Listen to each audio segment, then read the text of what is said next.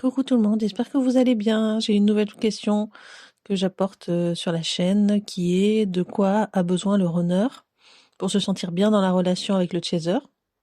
Donc je vais essayer de me concentrer essentiellement sur mon fonctionnement à moi de runneuse pour vous donner des pistes et certainement que ça va ressembler peut-être à votre runner ou à vous si vous êtes runner. Donc le premier point qui fait que je me sens bien dans la relation et à l'aise, ça va être que j'ai le sentiment que la personne en face n'est pas dans le jugement. Donc je peux m'ouvrir, parler librement sans que la personne cherche à me changer. Donc il y a des réflexions que j'ai déjà entendues chez les chasers, par exemple de dire oui mais toi tu fonctionnes pas comme ça, ce que tu es c'est trop comme ci ou c'est pas assez comme ça, et ce genre de réflexion me donne le sentiment que je suis pas accueillie comme je suis ou qu'on veut me changer, que je suis en train d'être jugée par les personnes et que donc je ne vais pas pouvoir rester moi-même dans la relation parce que l'autre veut que j'évolue d'une autre façon. Les chasers ne se rendent pas forcément compte, mais ils ont un côté assez jugeant, culpabilisant pour un runner, parce qu'en fait, ils ont ce culte de perfection, ce besoin d'être parfait. D'ailleurs, les chasers vous posez beaucoup de questions, souvent parce que vous avez ce besoin de comprendre comment bien fonctionner, comment être compatible avec le runner. Mais du coup, vous avez tendance quelque part à vouloir aussi évoluer, changer.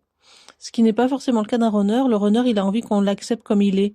Et du coup, si vous commencez à lui faire prendre vos habitudes à vous, de vouloir évoluer, changer, améliorer, le runner va se sentir rejeté. Et moi, souvent, c'est ça qui est compliqué, c'est que j'ai aucun problème avec le fait qu'un chaser, il a envie d'évoluer, de changer, de s'améliorer.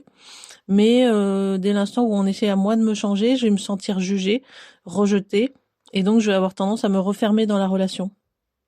C'est c'est une réaction classique des runners, c'est pas seulement moi, mais j'essaie de parler de moi plus directement pour que ça parle aussi aux autres, notamment les runners qui regardent cette chaîne. Ensuite, deuxième point qui fait que je peux me sentir à l'aise dans une relation, c'est de me sentir à égalité au niveau intellectuel, émotionnel, spirituel, et qu'il n'y ait pas de remarques rabaissantes de la part de l'autre. Donc ça, pareil, c'est des choses qui reviennent souvent chez les chasers, sans le vouloir, à cause de l'ego du chaser. Ça revient souvent que le chaser est un peu rabaissant avec le runner. Par exemple, j'entends souvent des chasers penser que le runner n'évolue pas, que le runner ne cherche pas à mieux se comprendre, je voulais dire, que le runner n'est pas assez intelligent ou n'est pas spirituel. En fait, les chasers ont souvent cette impression que le runner est moins quelque chose, est moins spirituel qu'eux, il comprend moins les choses, réagit pas assez vite. Voilà, il y a beaucoup de remarques comme ça qui reviennent chez les chasers, et ça peut faire en sorte que le runner se sente rejeté et se sente pas du tout à égalité avec le chaser dans la relation. Du coup, il peut se sentir ou rabaissé ou simplement en décalage avec un chaser qui a une façon de fonctionner, puis lui qui a une autre façon de fonctionner. Et ce décalage fait qu'il ne se sent pas bien dans la relation. Par exemple, j'ai déjà entendu des chasers me parler de leur côté spirituel. Par exemple, ils ont découvert une théorie spirituelle, ils sont persuadés que c'est la vérité. Et comme moi, je n'adhère pas et je ne crois pas à la même chose, alors ils considèrent que je suis inférieure à eux. Et ils me font bien sentir que vu que je n'ai pas la même vérité qu'eux, et ben en fait je suis inférieure. Et ça, c'est des choses aussi qui peuvent faire en sorte que le runner se referme.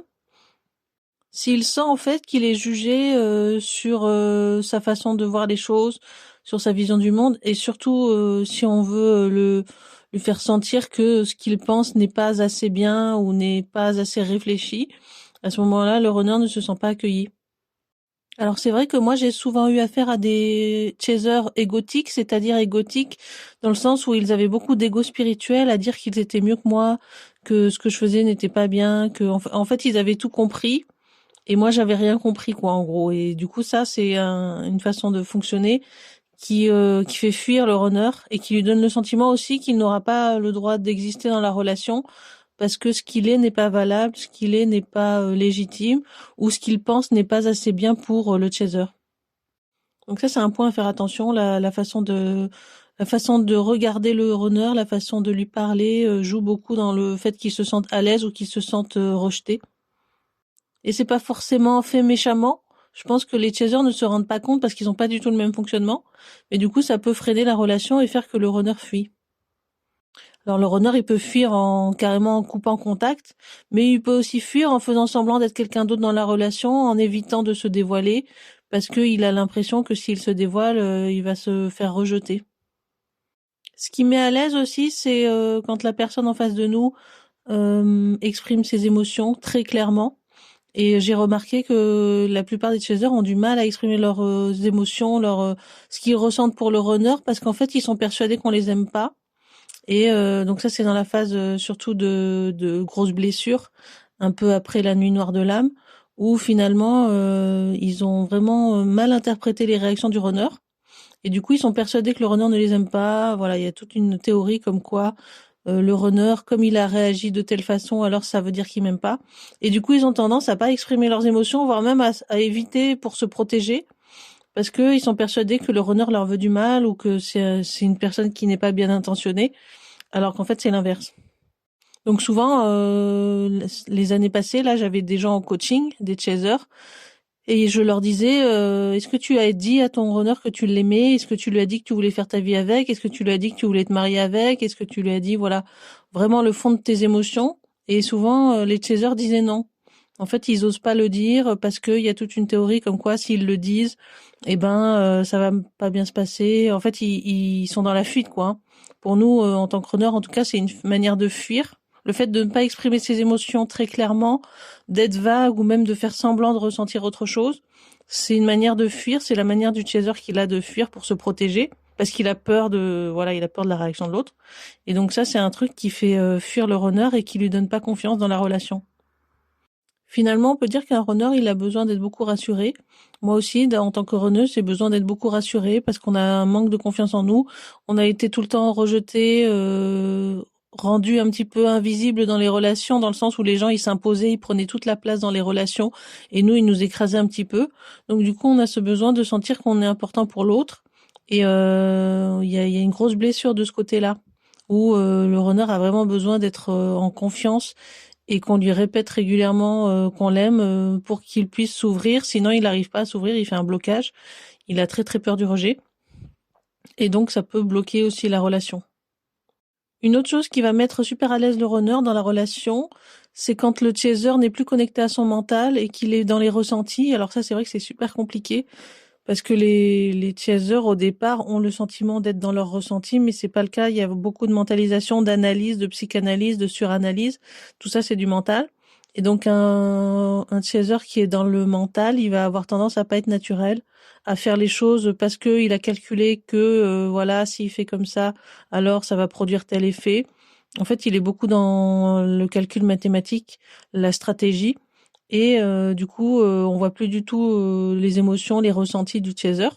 Et ça déstabilise beaucoup les runners. Ça leur fait même très peur parce qu'ils ont l'impression d'avoir une personne assez froide en face d'eux qui essaie de les enfermer dans une relation. Et donc, c'est très important de travailler sur les ressentis pour les chasers. En fait, de ne plus chercher à regarder des vidéos comme ça pour se nourrir le mental, analyser, psychanalyser, tous ces trucs-là, en fait, font fuir le runner. Et il faut faire le chemin inverse pour attirer un runner, c'est-à-dire ne rien penser, ne rien analyser, ne pas réagir parce qu'on a eu une stratégie et de faire les choses de manière plus spontanée. Donc c'est un truc qui arrive avant la réunion, tout ça. C'est des phases qui sont très courantes chez les chasers, en tout cas les chasers que j'ai rencontrés. Il y a comme une difficulté à agir spontanément, une difficulté à s'ouvrir spontanément, parce que le fait de ne pas avoir une analyse de la situation et un contrôle fait peur aux chasers. Mais l'énergie qui va se dégager, ça va être l'énergie du contrôle. Et le runner a peur de l'énergie du contrôle, donc ça va avoir tendance à le faire fuir ou à le faire se refermer, à pas être à l'aise de s'ouvrir et à entrer un peu en résistance dans la relation. En fait, on peut dire que le chaser n'arrive pas à se lâcher, il n'arrive pas à être direct avec son cœur, avec ses émotions, et du coup, il va chercher par une autre stratégie à rentrer dans la relation quand même, mais par le contrôle, voilà, par la tendance à manipuler aussi, même s'il il le fait pas forcément méchamment, mais sur le coup, on voit quand même l'énergie de la manipulation. Parce que ça rassure aussi les chasers. Ce que j'ai compris, c'est que ça vous rassure en tant que chaser de rentrer dans la relation en étant dans le contrôle. Et il y a plus d'ouverture du coup quand on est dans le contrôle. Tandis que si vous arrivez dans la relation spontanément à exprimer vraiment le fond de votre pensée, ça vous fait peur parce que vous avez peur de l'abandon, vous avez peur de la réaction de l'autre en face. Et puis il y a parfois aussi l'ego un petit peu qui dit oui, mais moi je ne vais pas me rabaisser à ça, etc. Il y a des chasers qui sont assez virulents comme ça dans l'ego. Donc malheureusement ça ne sert pas la relation parce que le runner il a besoin de spontanéité et il a besoin de vivre, de ressentir des émotions. Et on peut pas ressentir d'émotions quand quelqu'un est dans le mental et dans le contrôle. Du coup ça va nous bloquer et on va avoir tendance à fuir en se disant que la relation n'est pas saine pour nous. Un autre point qui va mettre très à l'aise le runner, c'est quand le chaser exprime ses besoins de manière très claire. Donc pareil, c'est quelque chose qui est que je ne vois pas beaucoup finalement chez les chasers, d'exprimer leurs besoins, parce que peut-être ils ne pensent pas que c'est important pour le runner, toujours dans l'idée que le runner ne les aime pas ou que le runner n'est pas intéressé. Mais en fait, on comprend pas le fonctionnement du chaser, donc on sait pas quelles sont ses attentes. Et du coup, on se sent un peu frustré en tant que runner. On sait pas comment entrer dans la relation sans savoir ce que l'autre veut finalement et qu'est-ce qu'il veut faire de la relation. Donc c'est important d'exprimer par des phrases du genre j'ai besoin de ceci dans la relation, j'aimerais cela, je n'aime pas ceci. Exprimer ce que vous aimez pas, ce que vous avez besoin, ce dont vous n'avez pas besoin, ce qui vous fait peur, ce qui vous fait pas peur, voilà, de l'exprimer très ouvertement, sans partir du principe que le runner comprend votre fonctionnement, les chasers, parce qu'en fait c'est pas le cas, on comprend rien au fonctionnement du chaser, et on a beaucoup de mal à se positionner parce que justement on comprend rien. Mais en même temps c'est attirant parce que nous on aime bien être dans le lâcher prise, donc on aime bien ne pas contrôler. Ce qu'on a besoin c'est plutôt on est un peu curieux, on est curieux de comprendre le fonctionnement du chaser. Et de mieux comprendre son fonctionnement, ça nous fait du bien. Maintenant, on va pas forcément suivre tout ce que le chaser demande, parce qu'on veut justement, on a ce besoin d'être spontané et de pas faire les choses dans le contrôle. Mais il y a quelque chose de rassurant dans le fait de savoir à qui on a affaire, de savoir ce que l'autre a besoin ou pas. Ça nous met en position un peu de force dans la relation, et c'est quelque chose qui met très à l'aise les runners. Ce qui met très à l'aise les runners aussi, ça va être quand le chaser est dans une énergie yin. Donc c'est une énergie plutôt douce, plutôt calme, apaisée, sereine et pas trop énergique. Parce que tout ce qui est un peu relié à l'ego, à l'énergie yang, qui est plutôt dans la force, dans la brutalité, dans le côté un peu sec, tout ce qui est un peu comme ça va finalement effrayer le runner. Donc là, tout est dans la manière de communiquer, communication non violente, communication douce et communication dans le respect de l'autre. Je comprends que c'est plus compliqué quand un chaser se sent attaqué, blessé ou humilié, mais bon, en tout cas, c'est ce qui met vraiment à l'aise le runner. Ce qui met à l'aise aussi les runners, ça va être les contacts physiques avec son chaser, mais c'est encore un sujet un peu délicat parce qu'il y a des moments où le runner est un peu sur la défensive et il n'est pas ouvert du tout au contact physique. Mais en tout cas, moi j'ai remarqué pour mon cas que les contacts physiques sont très apaisants, rassurants et ça détend beaucoup, ça enlève le stress. C'est quelque chose qui est apprécié des runners et qui contribue au fait qu'il est bien dans la relation. Ce qui met à l'aise aussi le runner, c'est quand il n'y a pas de concurrence par rapport au chaser, c'est-à-dire que le chaser n'a pas trop de conquêtes autour de lui, de personnes amoureuses de lui. Ça, c'est quelque chose qui revient souvent aussi chez les runners. Ils n'aiment pas du tout la concurrence, même amicalement, qu'il y ait un ou une meilleure amie qui soit très proche du chaser. C'est très difficile pour un runner parce qu'il se sent vulnérable et il a très peur de ne pas être à la hauteur et qu'on le remplace par quelqu'un d'autre. Donc tout ce qui est les ex, avoir des ex autour de soi, avoir une relation qui est pas tout à fait terminée, avoir quelqu'un à son travail qui est amoureux de vous, voilà, toutes ces choses-là peuvent effrayer un runner et l'empêcher de s'ouvrir parce qu'il se sent pas dans un contexte favorable. Donc en fait, les fréquentations du chaser sont très importantes. Il faut pas que ça mette le doute au runner ou que ça le mette dans une position de vulnérabilité. Et à ce moment-là, le runner aura plus de facilité à s'ouvrir. Finalement, on peut dire que le runner, il a besoin d'être mis en avant dans la relation pour se jeter à l'eau et pour se lancer. Il a besoin d'être sûr que le contexte est favorable pour lui et qu'il est dans un bon environnement. Et il a besoin d'être sûr que le chaser n'est pas hostile et finalement un allié. Et à ce moment-là, il arrive plus facilement à s'ouvrir. Ce qui met à l'aise aussi le runner, c'est quand il n'y a pas de pression. Par exemple, un chaser qui va mettre la pression au runner pour se voir en disant oui, pourquoi t'es pas venu me voir, pourquoi tu réponds pas à mes messages, voilà, ce genre de choses, ça va faire fuir un runner parce qu'il sent qu'il y a une pression et il associe la pression au fait d'être en danger quelque part et de ne pas être en sécurité parce que le runner attache beaucoup d'importance à sa liberté et il perçoit ça aussi comme du contrôle. Donc ça c'est quelque chose de très important qui revient souvent. Faire attention les chasers à ne pas chercher à contrôler ce que va faire ou dire le runner, à quel moment il doit envoyer un message, à quel moment il doit réagir de telle façon. Toutes ces choses-là vont le faire fuir parce qu'il se sent en danger. Parce que de notre côté, quand on voit ça, on voit l'énergie de quelqu'un qui est dans le contrôle et l'énergie fait très peur. On a l'impression que la personne n'est pas du tout accueillante. Et qu'on va devoir encore une fois se changer, se transformer pour être accepté dans la relation, alors qu'un runner a plutôt besoin qu'on l'accueille comme il est. Autre chose qui met à l'aise le runner dans la relation, ça va être les silences, une personnalité plutôt calme. Donc en général, les chasers, ils sont calmes et ils sont silencieux quand ils sont en sécurité, quand ils se sentent en sécurité. Et donc voilà, d'arriver dans la relation en étant très posé, très calme, serein, de pas avoir forcément besoin de parler tout le temps. Ça, c'est quelque chose qui met très à l'aise le runner parce qu'il peut ressentir ses émotions. Il ne sent pas la pression de la communication parce que la communication est vécue comme une pression pour le runner, comme si on est obligé de parler tout le temps, alors qu'un runner n'a pas forcément envie de parler tout le temps. Et donc de proposer au runner un contexte très calme et très serein lui permet de s'ouvrir plus facilement. Ce qui met à l'aise un runner aussi, ça va être qu'on s'intéresse à lui, qu'on lui pose des questions, mais pour vraiment écouter la réponse, mais pas dans le but de changer le runner.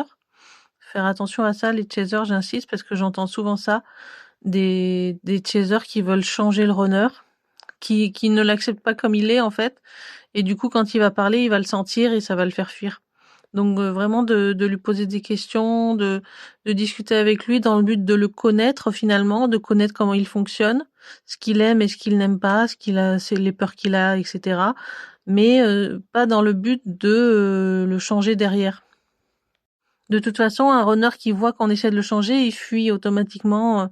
C'est quelque chose qui est assez repoussant. Ça donne vraiment l'impression que la personne ne nous aime pas comme on est et qu'elle cherche quelqu'un d'autre finalement, qu'elle a besoin de quelqu'un d'autre. Et à un stade très poussé dans la peur, le runner peut même penser que le chaser n'est pas amoureux et cherche quelqu'un d'autre. Donc faire attention avec ça, les chasers. Votre besoin de contrôle, votre besoin de modifier les choses, améliorer les choses, c'est votre fonctionnement à vous et vous l'appliquez sur vous-même, mais un runner n'a pas besoin de ça. C'est très important de l'accepter, de le comprendre, sinon ça peut vraiment créer des tensions au sein de la relation et même la fuite très très longue des runners, quoi. C'est quelque chose qui est assez qui donne vraiment l'impression qu'on n'a pas de valeur et que on n'intéresse pas vraiment la personne, que la personne elle nous fait parler, mais c'est plutôt pour derrière nous manipuler ou nous contrôler. Donc c'est assez perçu négativement pour un runner et c'est quelque chose qui fait fuir très longtemps. Quelque chose qui met à l'aise aussi et qui fait du bien au runner, c'est quand le chaser s'exprime. Ça, j'attache beaucoup d'importance à le rappeler parce qu'il y a des chasers qui voient leur runner fuir et après ils pensent qu'ils doivent faire un long silence. En fait, comme le runner est silencieux et en fuite, les chasers pensent à ce moment-là qu'ils doivent faire des longs silences et laisser le runner en paix, alors qu'en fait le runner est rassuré par la présence du chaser. Même si des fois il peut pas l'exprimer, même si des fois il va pas répondre aux messages, il est toujours rassuré par l'énergie que dégage le chaser et surtout quand il est dans des phases calmes. Donc un chaser qui renvoie des messages d'amour à un runner, c'est toujours bien perçu. Par contre, il y a une phase où le runner n'est pas encore prêt à s'ouvrir, ça c'est normal. Mais moi, j'ai eu souvent des messages quand j'étais en fuite et j'appréciais beaucoup, ça me touchait beaucoup et après ça renforce la relation quand on revient dans le lien. Donc ça, c'est quand le chaser a respecté les besoins du runner, parce qu'il faut faire attention. Un chaser qui est beaucoup insistant, qui est agressif avec le runner et qui essaie de lui forcer la main et qui insiste lourdement, à ce moment-là, le runner va plutôt percevoir les messages comme du harcèlement. Donc il faut faire attention à avoir quand même gardé de bons rapports avec le runner. Sinon, il peut mal le prendre et considérer qu'on ne respecte pas son intimité et qu'on essaye de lui imposer la présence du chaser. Donc il faut bien nuancer, il y a deux phases. Il y a une phase où le runner il est ouvert, et s'il est ouvert, alors le chaser peut écrire, même si le runner ne répond pas, ça lui fait plaisir, il va lire, voilà, où il va sentir que le chaser lui écrit, ça va le rassurer. Et il y a une phase où le chaser est allé trop loin, il a essayé trop de changer, de contrôler, de manipuler le runner. À ce moment-là, le runner a fui, et là, il est pas du tout ouvert, il est plutôt dans la peur et l'insécurité. Donc à ce moment-là, il faut pas trop insister. Il faut le laisser revenir, ou il faut attendre que le runner se calme, prenne un petit peu de temps pour canaliser ses émotions fortes, ses émotions de peur. Et à ce moment-là, c'est possible de se rouvrir. Ce qui met à l'aise aussi un runner, c'est qu'on lui laisse le temps. Ça, c'est quelque chose de très très bien vu chez un runner. Quand un chaser, il n'est pas pressé par le temps, qu'il ne lui met pas de pression, encore une fois, qu'il n'y a pas de tension comme ça, et que le runner peut rentrer dans la relation tranquillement, s'ouvrir à son rythme, et qu'on ne lui fasse pas de remarques ou de jugements. À ce moment-là, le runner est très à l'aise, et il va avoir tendance à beaucoup plus s'ouvrir que si on lui met la pression. Donc c'est important de toujours faire sentir au runner qu'il a le temps. Ça, voilà, même de lui dire des phrases. Prends ton temps, voilà, là j'ai envie de te voir, mais prends ton temps, c'est toi qui décides, tu fais comme tu veux, voilà, c'est des choses comme ça à dire au runner qui vont le rassurer qu'il n'est pas sous pression, parce qu'un runner se met déjà beaucoup la pression. Donc il faut faire attention à pas lui en rajouter, sinon après il se bloque complètement. Donc ne pas lui mettre la pression et ne pas essayer de le changer, ça c'est vraiment les 2 points clés à retenir de cette vidéo, de ce podcast. C'est que voilà, il faut faire attention. En fonction de comment vous allez réagir, le runner il va mal prendre ou bien prendre les choses. Mais de manière générale, un chaser qui est naturel et spontané, ça marche. Ça marche avec le runner parce que c'est ce qui rassure le runner.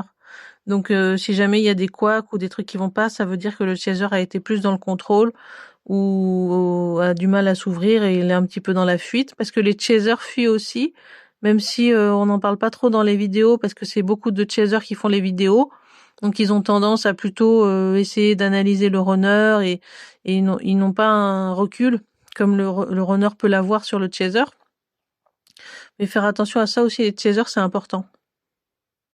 Un autre point qui met à l'aise le runner, c'est vraiment qu'il y ait des échanges pacifistes, que le chaser ne s'énerve pas, que le chaser voilà, garde son sang-froid finalement dans la relation, même si des fois on appuie sur ses blessures, et qu'il ne se mette pas à être en défensif ou en protection, voilà. Les chasers, faites attention à ça, de ne pas au moment où vous ressentez vos blessures, parce que forcément le runner va appuyer sur les blessures, de ne pas vous refermer, de ne pas devenir hostile et de ne pas rendre responsable le runner de votre blessure, parce que la blessure était là avant, de faire très attention à garder votre calme, parce que c'est une énergie calme, une énergie yin qui va attirer le runner. De manière générale, ce qui fait fuir le runner, c'est le contrôle, la manipulation, l'agressivité, le fait qu'on essaie de le changer. Le fait qu'ils ne se sentent pas dans un contexte favorable, donc ça veut dire qu'il y a des concurrents, il y a de la concurrence, ou il y a des difficultés qui font que le runner va avoir du mal à se faire accepter. Ça peut être aussi l'ego du chaser qui pose problème. Les phases où le chaser est assez fermé, assez braqué sur ses positions parce qu'il est persuadé de détenir la vérité ou qu'il a une peur derrière, une insécurité qui fait qu'il reste bloqué dans l'ego. Tout ça aussi, ça peut faire peur parce que l'énergie de l'ego est très repoussante pour le runner, dans le sens où ça lui donne un sentiment d'hostilité, comme si la personne est vraiment fermée, assez sèche, autoritaire. Et donc, c'est des énergies qui font fuir les runners.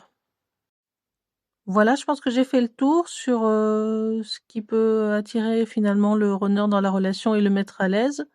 Si vous avez encore des questions ou si vous avez un sujet que vous voulez développer par rapport à ça, n'hésitez pas à le mettre en commentaire, mais je pense que j'ai fait le tour.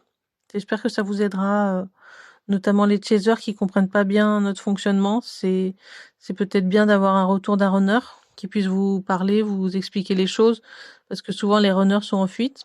Et puis après, je pense que les chaînes YouTube des chasers ne permettent pas d'aider les chasers, malheureusement, parce que les chasers qu'il y a sur YouTube qui parlent de flammes jumelles, ils sont bloqués dans l'ego, ils sont bloqués dans la peur de l'abandon.